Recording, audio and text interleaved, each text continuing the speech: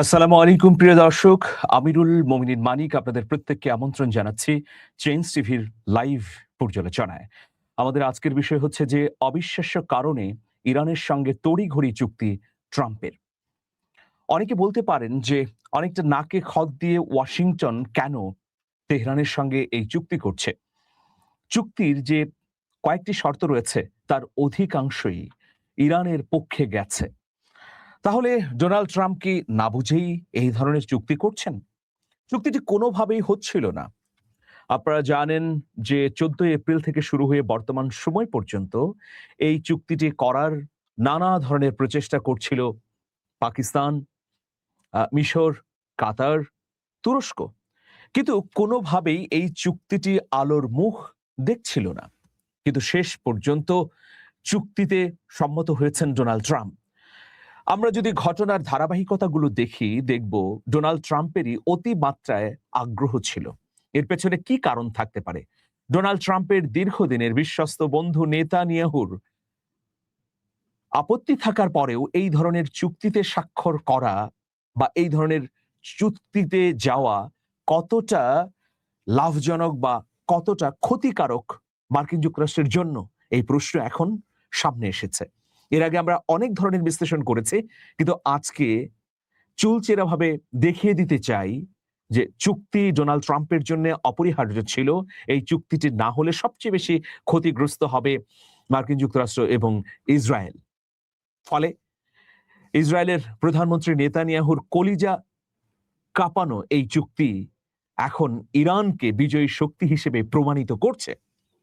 তো প্রিয় দর্শক, মূল কারণটি আপনাদেরকে বলতে চাই। অন্য দিনের চেয়ে, অন্য বিশ্লেষণগুলোর চেয়ে একেবারে আলাদা রকম কিছু তথ্য থাকছে এই আলোচনায়। যুক্তরাষ্ট্র ও ইরানের মধ্যে এই যে চুক্তি, এটি ইসরায়েলের জন্য একটি বড় ধরনের কৌশলগত ধাক্কা হিসেবেই বিবেচনা করছেন আন্তর্জাতিক সমর বিশ্লেষকরা।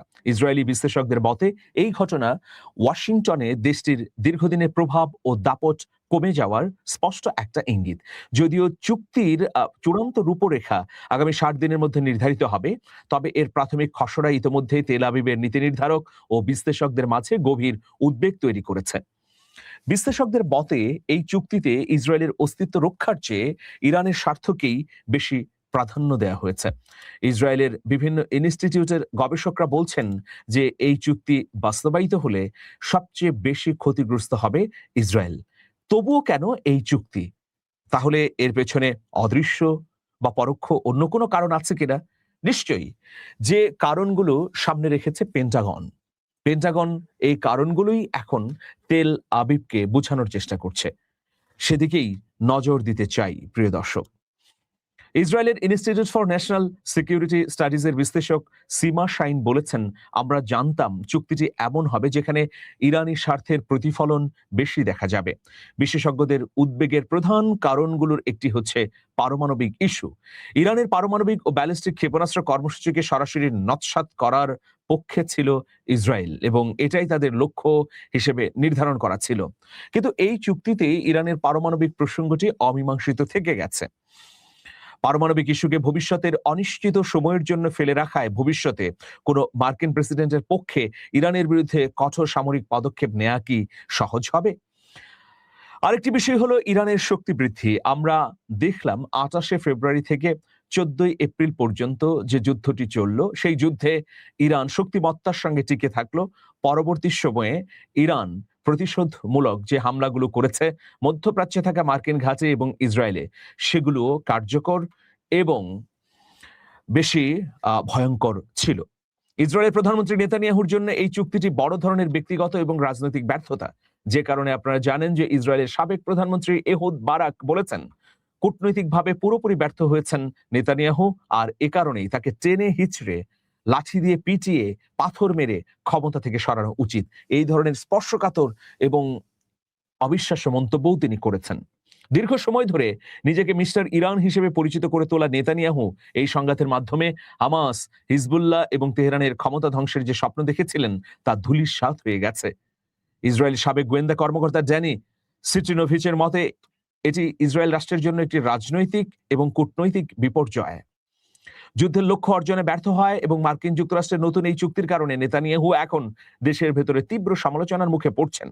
অন্যদিকে এই চুক্তির মাধ্যমে যুক্তরাষ্ট্র ও ইসরায়েলের সম্পর্কের এক নতুন সমীকরণও তৈরি হয়েছে। অনেকে বলছেন যে ইসরায়েল এখন মার্কিন যুক্তরাষ্ট্রের প্রধান শত্রুতে পরিণত হবে আর বৈরী রাষ্ট্র ইরান পরিণত হবে বন্ধুতে। আন্তর্জাতিক নিরাপত্তা বিশ্লেষক মাইকেল হেরোভিচ বলেছেন, ওয়াশিংটনের সঙ্গে ইসরায়েলের প্রভাব যে কতটা কমেছে তা এই চুক্তির মাধ্যমেই স্পষ্ট হয়ে যাচ্ছে। প্রেসিডেন্ট ডোনাল্ড ট্রাম্প ইসরায়েলের উদ্বেগগুলো পাত্তাই দেননি। তিনি একতরফাভাবে ইরানের সঙ্গে চুক্তি করেছেন। ইরান যেন এই চুক্তিতে আসতে রাজি হয় সেজন্য অনেক ছাড়ও দিয়েছেন।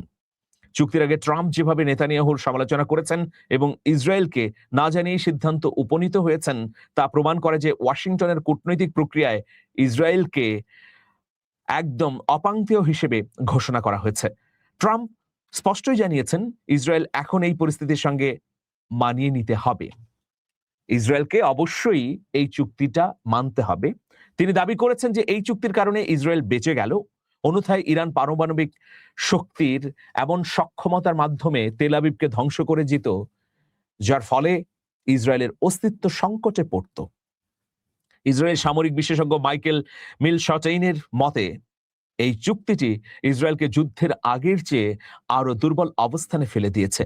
তার বিশ্লেষণ অনুযায়ী ইরান ও যুক্তরাষ্ট্রের এই সমঝোতার পর গাজা ও লেবাননের ক্ষেত্রেও ইসরায়েলকে সম্ভবত বাধ্য হয়েই একই ধরনের কঠোর ও প্রতিকূল শর্ত মেনে নিতে হবে। ইসরায়েলের বর্তমান অবস্থান এমন অবস্থায় দাঁড়িয়ে আছে যে সামরিকভাবে আগ্রাসী হওয়ার সুযোগ কমে গেছে এবং কূটনৈতিকভাবে ওয়াশিংটনের উপর নির্ভরতা বজায় রেখেও কোনো সুবিধা আদায় করা সম্ভব হচ্ছে না। সব মিলিয়ে ইসরায়েলের জন্য এই নতুন ভূ রাজনৈতিক প্রেক্ষাপট অত্যন্ত চ্যালেঞ্জিং।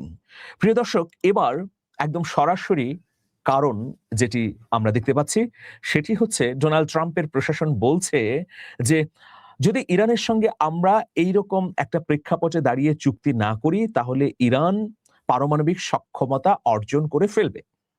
সে হিসেবে উদাহরণ টানা হচ্ছে পাকিস্তানের। 1998 সালে পাকিস্তান পারমাণবিক শক্তিধর রাষ্ট্র হিসেবে স্বীকৃতি পায় তার সক্ষমতার কারণে।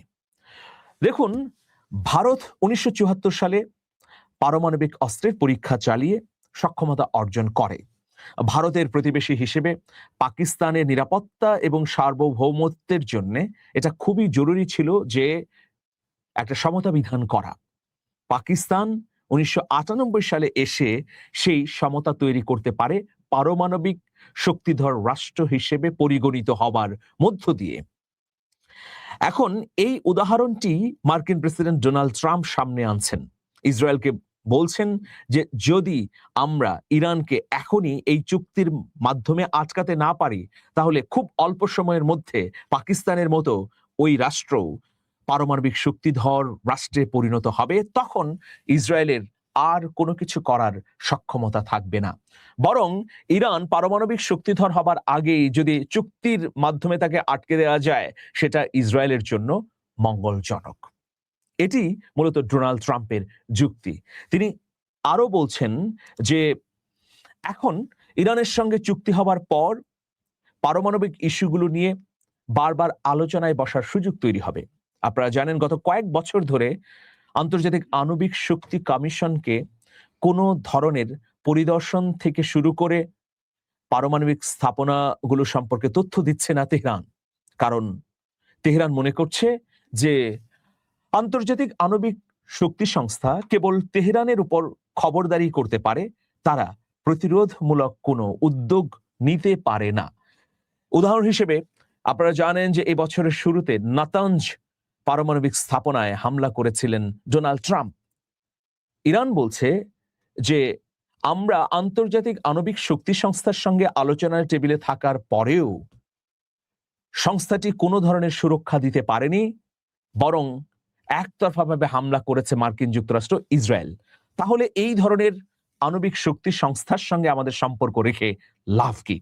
তো ডোনাল্ড ট্রাম্প এই জায়গায় তিনি যুক্তিদার করাচ্ছেন যে এখন আন্তর্জাতিক আণবিক শক্তি সংস্থা থেকে শুরু করে ওয়াশিংটনও ইরানকে নজরদারিতে রাখতে পারবে, তাদের পারমাণবিক স্থাপনাগুলো নিয়ে নিয়মিত আলোচনা বৈঠক এবং সমঝোতায় বসতে পারবে।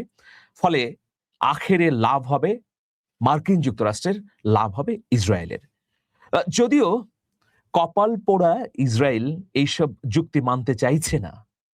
নেতানিয়াহু এখন মাথা ঠুকরে কাঁদছেন, কারণ তার সামনে আর কোনো বিকল্প নেই। পৃথিবীতে ইসরায়েল এবং নেতানিয়াহু নো ম্যানস ল্যান্ডে দাঁড়িয়ে আছেন, তার কোথাও যাবার জায়গা নেই। এক ছিল মার্কিন প্রেসিডেন্ট ডোনাল্ড ট্রাম্প, সেই সম্পর্কেও নড়বড়ে। তো সুতরাং ইসরায়েলকে এই চুক্তি মেনে নিতেই হবে। আর যদি এই চুক্তি ইসরায়েল না মেনে নেয়, তাহলে ট্রাম্পের বিরুদ্ধে সরাসরি বিদ্রোহ হিসেবেই দেখবে ওয়াশিংটন। সুতরাং কোন পথে এগুবে ইসরায়েল, সেটা ভেবে দেখার সময় এসেছে। ভালো থাকবেন, শুভেচ্ছা নিরন্তর। আল্লাহ হাফেজ।